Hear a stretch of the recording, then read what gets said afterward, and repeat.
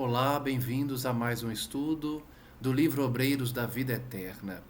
Psicografia de Chico Xavier e ditado pelo Espírito André Luiz. Estamos em nosso estudo de número 36, analisando o capítulo 13, chamado Companheiro Libertado. Nesse capítulo acompanhamos o resgate do primeiro trabalhador, chamado Dimas, que está passando por seus últimos lances na Terra antes de retornar ao plano espiritual. No último estudo, vimos o amparo da espiritualidade a fim de resgatá-lo com equilíbrio e que a sua esposa impedia esse desenlace por conta da sua atitude natural de não querer a morte do seu esposo. Vimos então as técnicas utilizadas por Jerônimo para que ela fosse afastada do leito com uma melhora fictícia do doente, iniciando assim o processo de desenlace, de desencarne pela equipe de André Luiz. Hoje vamos continuar analisando como se deu esse trabalho.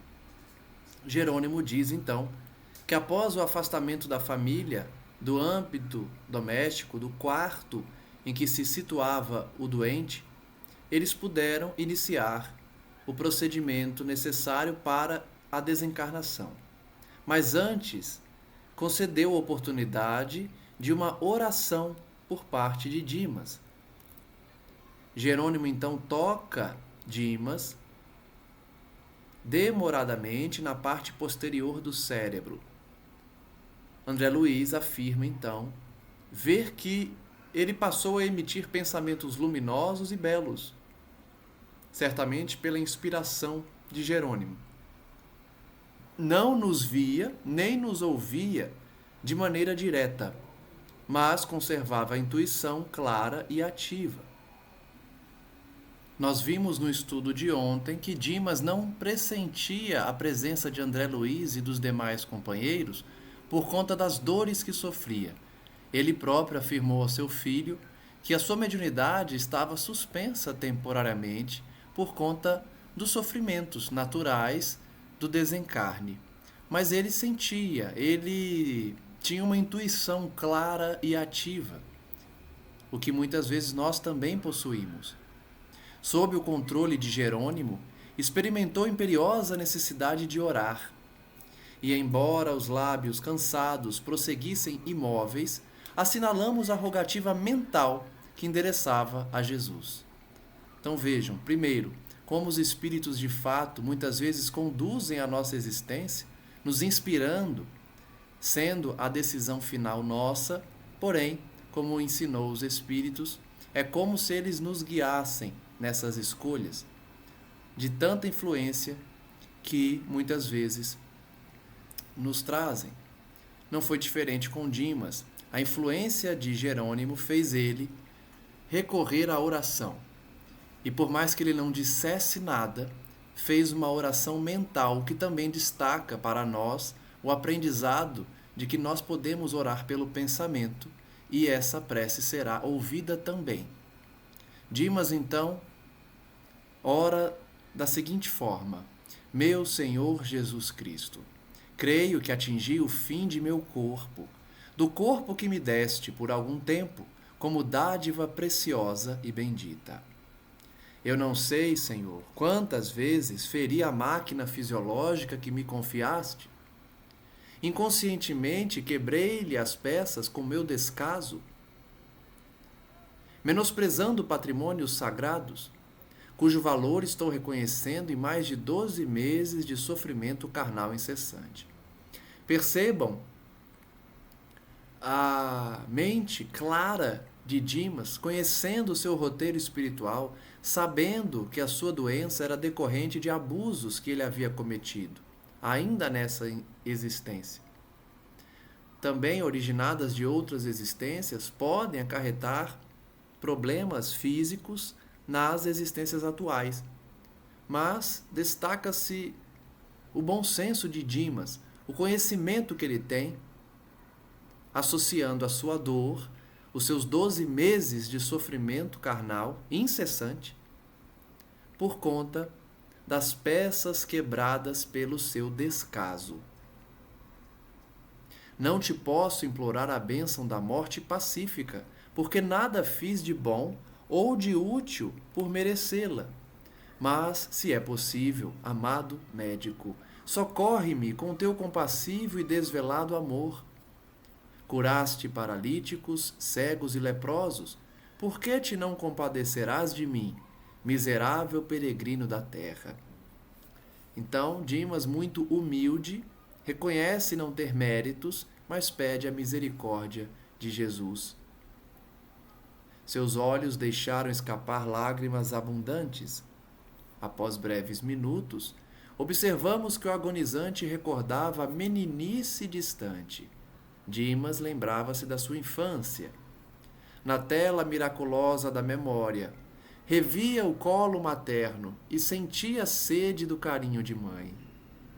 Oh, se pudesse contar com o socorro da abençoada velhinha que a morte arrebatara há tantos anos. Refletia Dimas. E é natural, não é? Sentir saudade da mãe, do ser que mais nos ama na terra.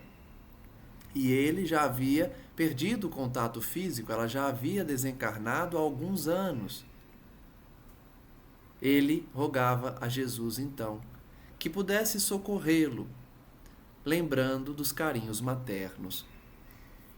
Premido pelas doces reminiscências, modificou o quadro da súplica, lembrou a cena da crucificação de Jesus, insistiu mentalmente por vislumbrar o vulto sublime de Maria e, sentindo-se de joelhos diante dela, implorou: Mãe dos céus, Mãe das mães humanas, refúgio dos órfãos da terra, sou agora também o menino frágil com fome do afeto maternal nesta hora suprema. Ó Senhora Divina, Mãe de meu Mestre e de meu Senhor, digna-te abençoar-me. Lembra que teu Filho Divino pôde ver-te no derradeiro instante e intercede por mim, mísero servo, para que eu tenha minha Santa Mãe ao meu lado no minuto de partir. Socorre-me, não me abandones, anjo tutelar da humanidade, bendita entre as mulheres. Olha a coração bonita de Dimas, que lembrou-se da sua mãe e veio à mente o Cristo crucificado com Maria à sua frente, ajoelhada, acompanhando o assassinato do seu filho pelos romanos e pelos judeus. Ele pede então, da mesma forma que o Cristo teve a presença da sua mãe no momento do desencarne, que ele também pudesse receber a visita da sua mãezinha. Ó providência maravilhosa do céu, convertera-se o coração do moribundo em foco radioso, e a porta de acesso deu entrada à venerável anciã, coroada de luz, semelhando neve luminosa. Ela se aproximou de Jerônimo e informou, após desejar-nos a paz divina. Chegou então a mãe de Dimas, iluminada. Cumprimentou Jerônimo, dizendo: sou a mãe dele. O assistente comentou a urgência da tarefa que nos aguardava e confiou-lhe o depósito querido. Jerônimo entregou nas melhores mãos que ele poderia entregar o espírito de Dimas nas mãos de sua mãe. Em breves instantes, tínhamos perante os olhos inovidável quadro afetivo. Sentara-se a velhinha no leito, depondo a cabeça do moribundo no regaço acolhedor, afagando-a com as mãos cariciosas. Da mesma forma que todas as mães fazem com seus filhos, não é? Coloca a cabeça no colo e faz carinho. Em virtude do reforço valioso no setor da colaboração, Hipólito e Luciana, atendendo ao nosso dirigente, foram velar pelo sono da esposa, para que as suas emissões mentais não nos alterassem o esforço. Então percebam toda a organização que existe para socorrer quem tem mérito no momento do desencarne. enquanto a mãe dele iria ficar ali, responsável por acalmar e receber seu filho no além, Jerônimo determina a Luciana e Hipólito que garantam a atividade envolvendo a esposa de Dimas, para que ela não atrapalhasse aquele momento. No recinto permanecemos os três apenas. Dimas, experimentando indefinível bem-estar no regaço materno, parecia esquecer agora todas as mágoas, sentindo-se amparado como criança semi-inconsciente, quase feliz. Ordenou Jerônimo que me conservasse vigilante, de mãos coladas à fronte do enfermo, passando logo após ao serviço complexo e silencioso de magnetização. Então, todo o ambiente precisa de um preparo específico para que seja possível o desligamento do espírito. Dimas estava amparado por sua mãe, semi-inconsciente pelo carinho dela, esquecendo-se das mágoas sofridas durante a vida, das preocupações em relação à sua família, porque, conforme nós vimos no último estudo, o ambiente não estava propício. As dores dos familiares envolviam o quarto, e Dimas estava mergulhado nessas emanações.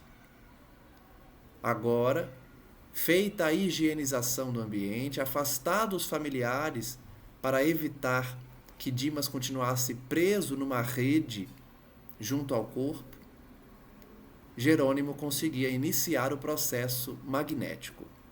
Em primeiro lugar, insensibilizou inteiramente o vago, que significa 10º nervo craniano e o principal componente do sistema nervoso parasimpático, que faz parte do sistema nervoso autônomo. Então, Jerônimo realizou uma atividade médica, deixando sem sensibilidade esse nervo, para facilitar o desligamento nas vísceras. A seguir, utilizando passes longitudinais, isolou todo o sistema nervoso simpático, neutralizando mais tarde as fibras inibidoras no cérebro. Descansando alguns segundos, asseverou: não convém que Dimas fale agora aos parentes. Formularia, talvez, solicitações descabidas. Então, notem que até isso é pensado pelos espíritos. O momento em que Dimas vai falar com a família antes do desencarne, ou se é melhor que ele não fale, porque Jerônimo sabe que ele vai fazer pedidos descabidos, que somente trarão mais dor, mais sofrimento a todos. Então ele vai desligando os sistemas nervoso, cerebral, para que o desencarne seja sem dores, sem aflições, além de tomar providências para que os familiares não atrapalhem com vibrações de revolta ou de desespero. Indicou o desencarnante e comentou sorrindo: noutro tempo, André, os antigos acreditavam que entidades mitológicas cortavam os fios da vida humana. Nós somos parcas autênticas, efetuando semelhante operação. Parcas seriam, na mitologia clássica, as 3 deusas que determinam o curso da vida humana. Então vejam que Jerônimo faz uma menção à crença egípcia, à crença dos antigos, de que os espíritos, na verdade, os seres mitológicos, faziam o desenlace. Vejam como os egípcios tinham conhecimento, ainda que primitivo sobre o tema, mas avançado na aceitação das ideias espirituais. Acreditavam que seres espirituais realizavam o desligamento do corpo, cessando a vida humana, o que não se afasta muito da realidade, sem, logicamente, os traços da superstição, do maravilhoso, da mitologia. E porque eu indagasse, tímido, por onde iríamos começar, explicou Jerônimo. Segundo você sabe, há 3 regiões orgânicas fundamentais que demandam extremo cuidado nos serviços de liberação da alma. Então, anotem o aprendizado. 3 regiões no corpo físico possuem ligações do corpo com a alma. São elas: o centro vegetativo, ligado ao ventre, como sede das manifestações fisiológicas, o centro emocional, zona dos sentimentos e desejos, sediado no tórax, e o centro mental, mais importante por excelência, situado no cérebro. Então, o chakra, os 3 chakras chamados centros de força, coronário, do ventre e do plexo, que é do cérebro. Esses 3 centros de força são os determinantes para as ligações do corpo físico com o espírito, com o perispírito, por consequência. Minha curiosidade intelectual era enorme. Entendendo, porém, que a hora não comportava longos esclarecimentos, abstive-me de indagações. André Luiz, muito curioso, como de costume, queria fazer várias perguntas sobre os chakras, sobre os centros de força, mas não era o momento. Jerônimo, todavia, gentil como sempre, percebeu a curiosidade, o propósito de pesquisa e acrescentou: em outra oportunidade, André, você estudará o problema transcendente das várias zonas vitais da individualidade. Então, André Luiz ainda vai estudar e, por consequência, nós também vamos estudar os centros vitais, as zonas vitais do corpo físico que têm total relação com o espírito.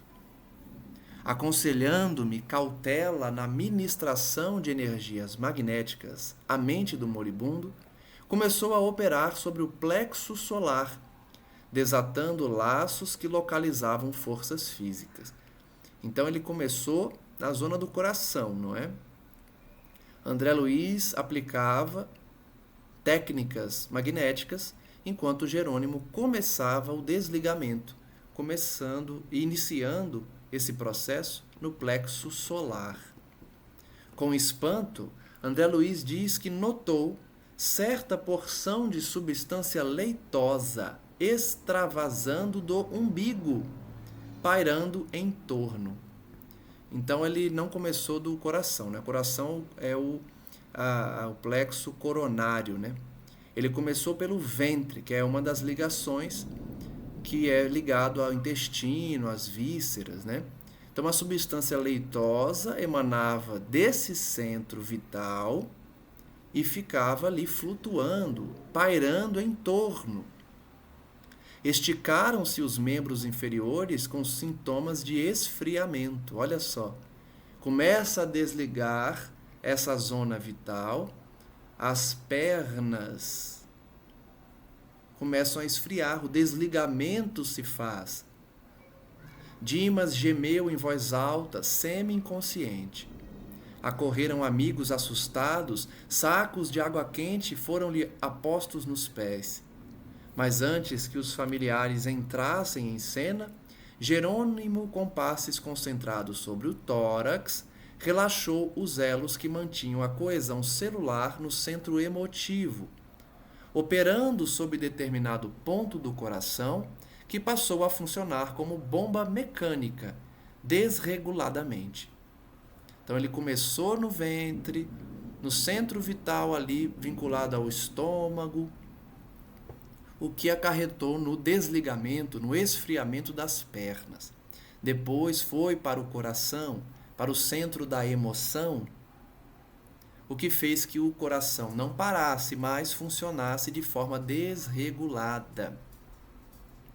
André Luiz percebeu então novamente uma cota de substância que se desprendia do corpo, do epígastro,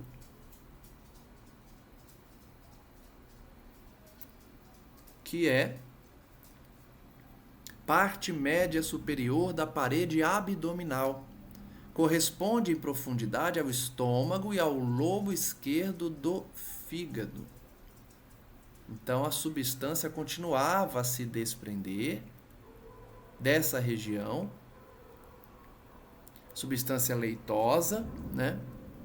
Do epígastro à garganta. Então, desde a região do fígado até a garganta, o desligamento também se efetuava, eliminando essa substância leitosa, esse fluido que circulava no corpo perispiritual e também no corpo físico. Mas reparei que todos os músculos trabalhavam fortemente contra a partida da alma, opondo-se à libertação das forças motrizes em esforço desesperado, ocasionando angustiosa aflição ao paciente. É o instinto de sobrevivência, o instinto natural que as células trazem pelos séculos e séculos a fio de evolução. Tentam resistir à morte, é natural.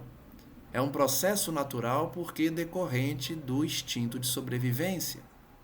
O corpo luta para não morrer. Faz parte do instinto que nos mantém vivos. E isso trazia uma certa angústia ao desencarnante porque o seu corpo estava sofrendo, estava lutando para continuar vivo. O campo físico oferecia-nos resistência, insistindo pela retenção do Senhor espiritual. O corpo queria manter Dimas, o espírito, o Senhor que comanda a atividade do corpo, jungido a ele, ligado a ele. Com a fuga do pulso, foram chamados os parentes e o médico, que acorreram pressurosos. Então vejam, desligou a região vital do ventre e a do coração, das emoções, já não há mais pulso. Porém, ainda falta desligar a região cerebral, a mais importante segundo os ensinamentos de André Luiz.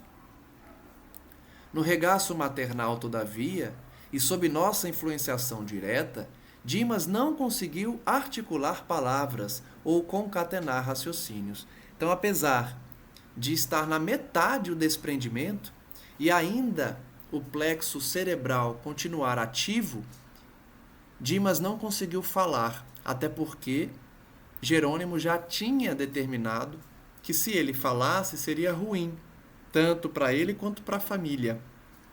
Então ele preservou a todos desse contato final. Alcançáramos o coma em boas condições. Então notem, um sinal de que um espírito desencarnante está sendo assessorado é esse estado de coma antes do desencarne. Logicamente, nós não podemos, de nenhuma forma, fixar uma espécie de morte definitiva específica, que somente estão amparados quem fica em coma. Eu não estou dizendo isso. Mas pelo que estamos aprendendo nessa obra, um sinal de que há um amparo, de que há uma equipe desvinculando quem está doente na cama, é o estado de coma, de inconsciência, porque o desligamento está chegando ao fim.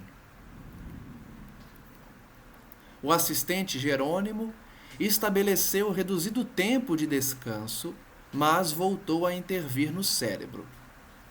Vejam que Jerônimo realizou a cirurgia, o desligamento no ventre e no coração e descansou um pouco.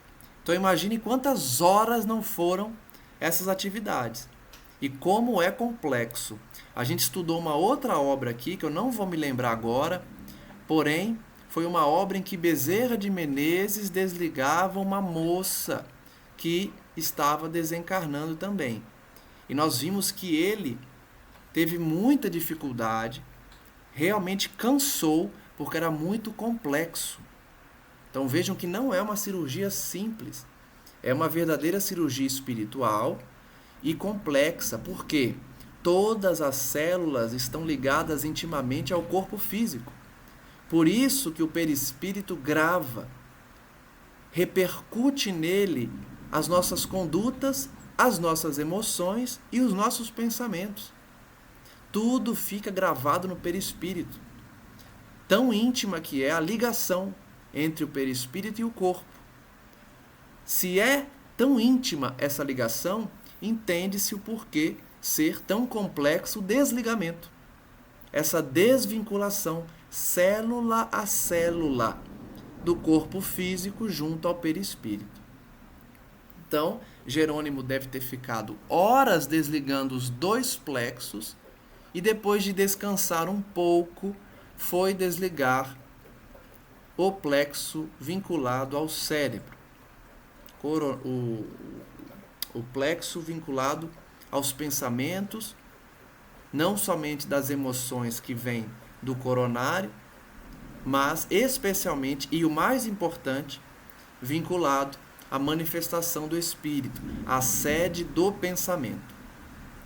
Era a última etapa, concentrando todo o seu potencial de energia na fossa romboidal, que é a depressão em forma de losango existente no assoalho, na base do quarto ventrículo cerebral. Então, uma região do cérebro, do crânio. Jerônimo quebrou alguma coisa que não pude perceber com detalhes, e brilhante chama violeta dourada desligou-se da região craniana. Vejam como a gente não sabe nada, como temos tão pouco conhecimento sobre a vida espiritual, sobre os detalhes que regem uma encarnação, as ligações que existem do espírito com o corpo, do perispírito nesse comunicar constante da manifestação espiritual no plano físico.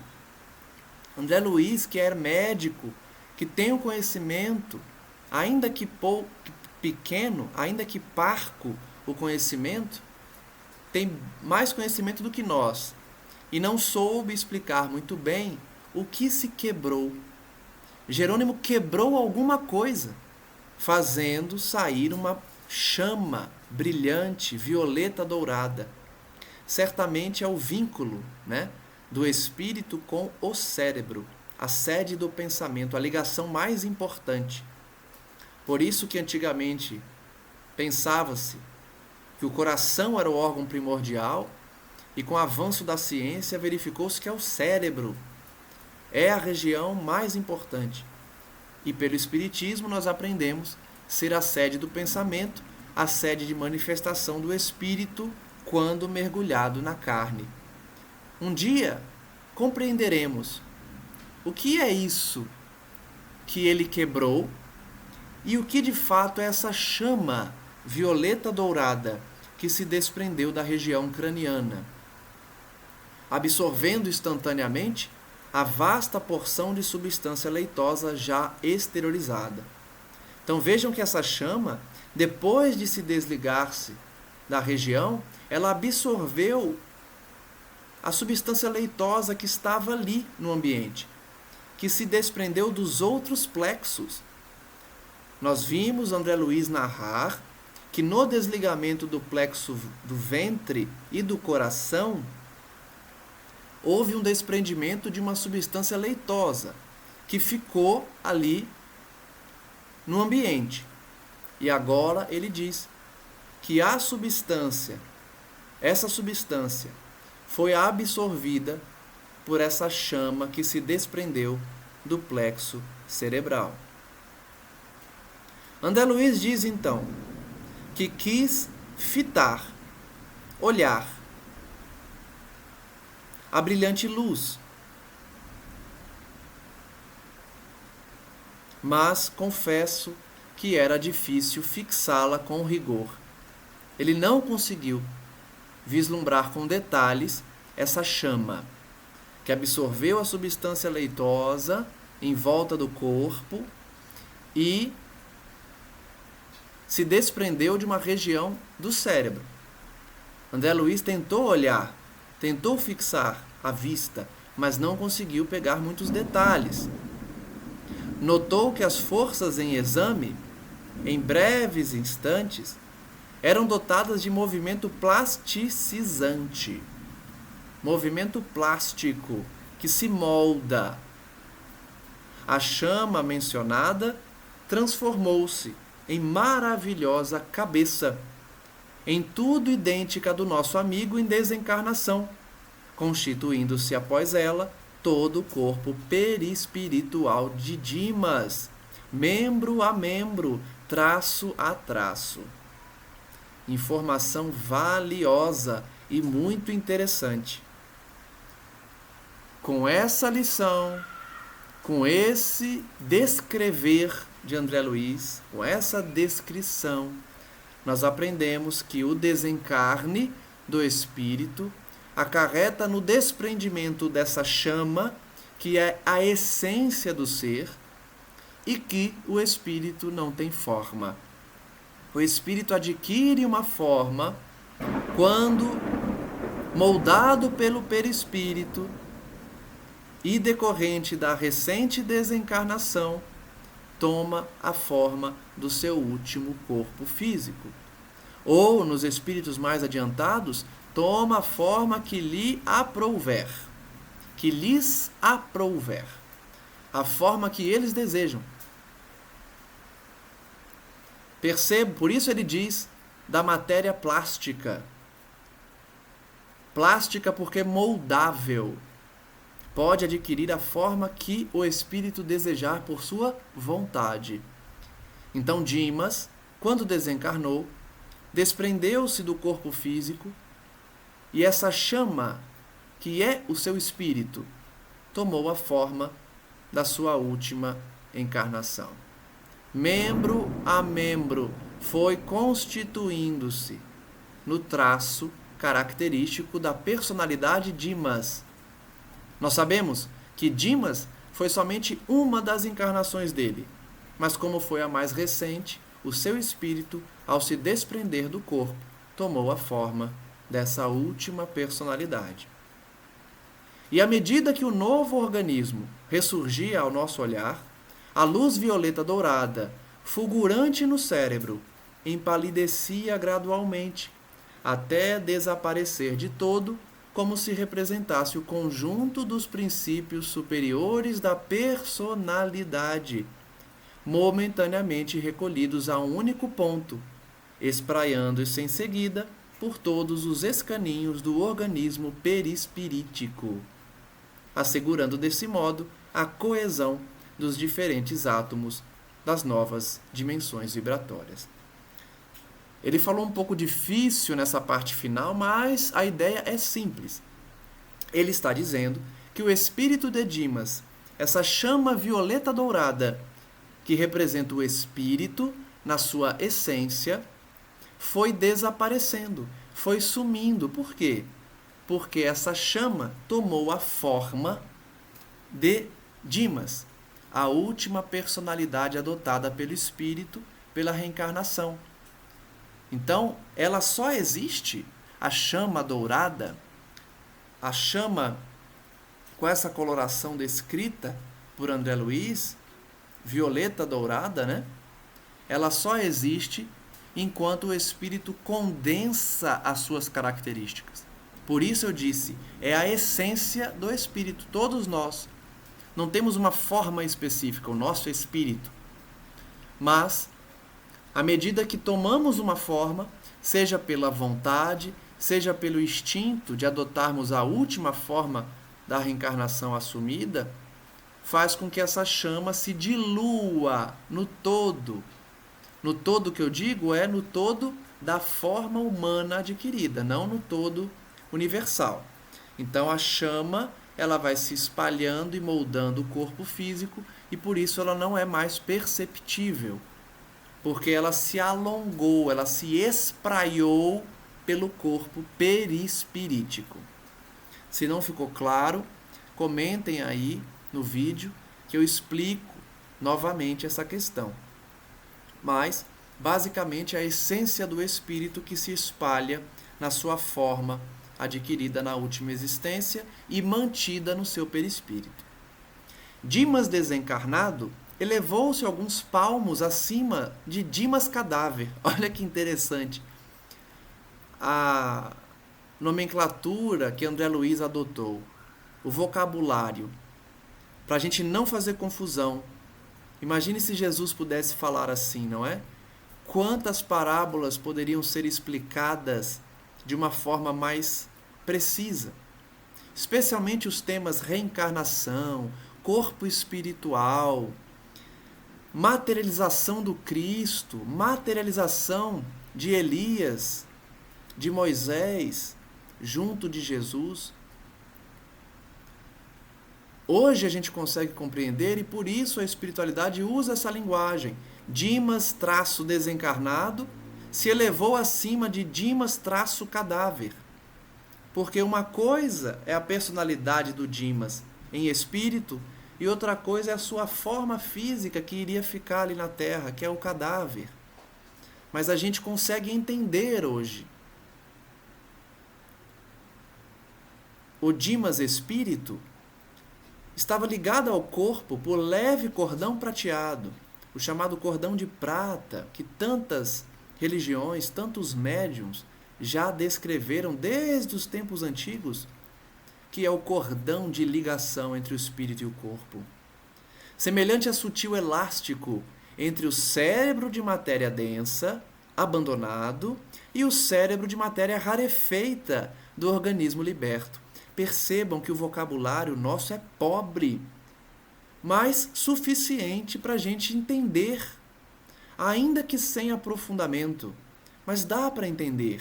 André Luiz fala do cérebro da matéria densa, o cérebro pesado da matéria e o cérebro de matéria rarefeita. Veja que o vocabulário não é ideal, mas dá uma ideia de que o perispírito é sutil, rarefeito. Não é como uma matéria pesada. É uma matéria mais leve, mais sutil. Uma matéria rarefeita. Do seu organismo libertado da carne. E por isso, logicamente, nós não conseguimos enxergá-los, a não ser os médiuns. Porque é uma matéria muito sutil, não perceptível pelos olhos dos encarnados. A mãe de Dimas, então, abandona o corpo grosseiro rapidamente e recolhe a nova forma. Não tem por que a mãe de Dimas continuar com a cabeça do corpo no seu colo. Dimas não é mais aquele corpo. É por isso que o Espiritismo tem essa visão. Não importa se será enterrado, se o corpo será jogado ao mar, se será queimado, tornado cinzas e lançado em qualquer lugar. Para o espírita verdadeiro, não importa o destino do corpo físico, porque foi uma roupa, uma roupagem utilizada durante a vida que merece respeito, lógico. Porque é o mecanismo, é a ferramenta da nossa libertação, é o corpo físico. Merece nosso respeito. Mas é diferente do que achar que a pessoa está ali. A personalidade não está mais ali. Ela já se desvinculou daquela roupagem. Por isso não faz sentido adorar o sepulcro, o túmulo, o corpo físico que está enterrado no túmulo. Serviu do seu propósito, mas não merece adoração. Não merece lembrança. A lembrança é do espírito. Devemos buscar o contato do espírito que se foi e não do corpo que está no cemitério. A mãe de Dimas, portanto, rapidamente abandonou o corpo do seu filho, porque o seu filho não estava mais naquele corpo, e recolheu sim o Dimas verdadeiro, o Dimas espírito, que ele chama aqui a nova forma, que é a forma espiritual, envolvendo-a em túnica de tecido muito branco que trazia consigo. Então vejam que ela já foi preparada, levou um pano branco para envolver o seu filho recém-desencarnado. É por isso que as obras espíritas nos trazem muitas vezes uma comparação. O nascimento é semelhante ao desencarne. Quando nós deixamos o mundo espiritual e nascemos, é uma grande alegria. os médicos, as enfermeiras, a mãe, envolve o seu filhinho recém-nascido com todo o amor, pois acontece o mesmo no desencarne. É como se fosse um nascimento, só que no mundo espiritual. A mãe também recebeu seu filho nos braços, só que do lado de lá, e envolveu ele também num tecido branco, num pano, numa roupinha, recebendo então o espírito do seu filho. Para os nossos amigos encarnados, Dimas morrera inteiramente. Para nós outros, porém, a operação era ainda incompleta. Então vejam, mais uma lição. Já desligou o plexo ventral, né, o centro vital do ventre, já desligou do coronário, do coração, já desligou o cerebral, mas ainda não estava finalizada a operação. Jerônimo deliberou que o cordão fluídico deveria permanecer até o dia imediato, considerando as necessidades do morto, entre aspas, ainda imperfeitamente preparado para desenlace mais rápido. Mais uma lição, portanto. Depois de desligar todos os plexos, ainda é necessário desligar o fio de prata.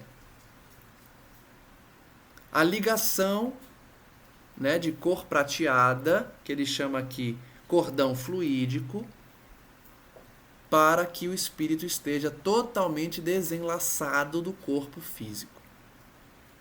Desliga-se os centros e depois corta-se o fio de prata, o cordão fluídico. E a segunda lição que a gente extrai desse trecho é: quando o espírito não está totalmente liberto, no sentido de mérito e conhecimento da vida espiritual, as entidades deixam esse fio ligado por mais um dia. Porque Dimas não tinha capacidade de desligar na mesma hora. Certamente esse desligamento traria um grande choque para ele, um sofrimento. Então Jerônimo esperou, né, orientou a esperarem um dia, mantendo a ligação do fio de prata, certamente para que Dimas se acostumasse com a vida espiritual e o corte do fio, o desligamento total, não lhe trouxesse repercussões negativas. E enquanto o médico fornecia explicações técnicas aos parentes em pranto, que choravam pela morte de Dimas, Jerônimo convidava-nos à retirada, confiando, porém, o recém-desencarnado àquela que lhe fora desvelada mãezinha no mundo físico. Então, de novo, Jerônimo não podia deixar em melhores mãos do que aquela. As mãos da mãe de Dimas, dizendo: minha irmã pode conservar o filho à vontade até amanhã, quando cortaremos o fio derradeiro que o liga aos despojos, antes de conduzi-lo a abrigo conveniente. Então vejam que cena bonita.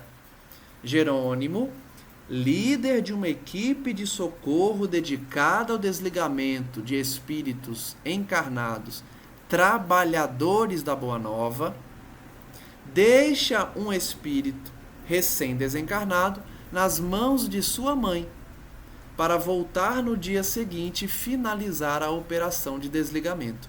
Por isso eu repito aqui, vale a pena o bem, vale a pena a caridade, vale a pena a reforma íntima, para termos méritos que nos tragam situações semelhantes no momento da nossa morte. Porque eu sempre faço esse paralelo. Se é desse jeito com quem tem mérito, imagine como é o desencarne de quem não tem mérito, de quem não se preparou, de quem não plantou o bem e, por consequência, vai colher o sofrimento. Percebam a complexidade que é o desenlace de alguém que tem mérito, de alguém que tem amparo do mundo espiritual por conta das suas condutas, das suas escolhas e das suas atividades. Por enquanto, disse Jerônimo, repousará ele na contemplação do passado, que se lhe descortina em visão panorâmica no campo interior. Mais uma informação importante, hein? Depois que desencarnamos, a nossa memória vai voltando aos poucos, no campo íntimo, como uma visão panorâmica. O espírito, quando mergulhado na carne, tem a visão fechada, enublada, né? Enuviada, por conta da matéria. A matéria densa não nos permite recordar. Mas uma vez libertos da matéria densa, vamos aos pouquinhos relembrando do nosso passado espiritual. Não só da última encarnação, como dos compromissos anteriores. Dimas, então, naquele dia inteiro que ficaria sendo cuidado por sua mãe, iria relembrando aos poucos o seu passado. Além disso, acusa Dimas debilidade extrema após o laborioso esforço do momento. Então, Dimas estava cansado, estava esgotado, porque a operação não é simples, como eu já falei. Por essa razão, somente poderá partir em nossa companhia, findo o enterramento dos envoltórios pesados, aos quais se une ainda pelos últimos resíduos. Então, Dimas, trabalhador cristão, médium, ativo no bem, ainda ficaria ligado ao seu corpo físico até o enterro. Não em sofrimento, como os suicidas ficam, mas relembrando do passado e mantendo o fio de prata para que não sofresse um choque muito grande no desligamento abrupto. Jerônimo sabe o que faz, ele é especialista. E ele sabe que se desliga no mesmo momento que desligou os plexos, se ele desliga o fio de prata nesse mesmo momento ou logo após, certamente o espírito sofre desnecessariamente.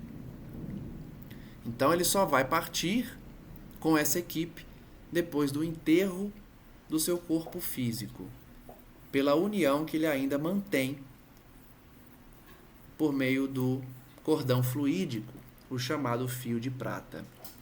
A mãezinha dele, então, a anciã, agradeceu com emoção e, dando a entender que lhe respondia às indagações mentais, Jerônimo concluiu: convém montar guarda aqui, vigilante, para que os amigos apaixonados e os inimigos gratuitos não lhe perturbem o repouso forçado de algumas horas.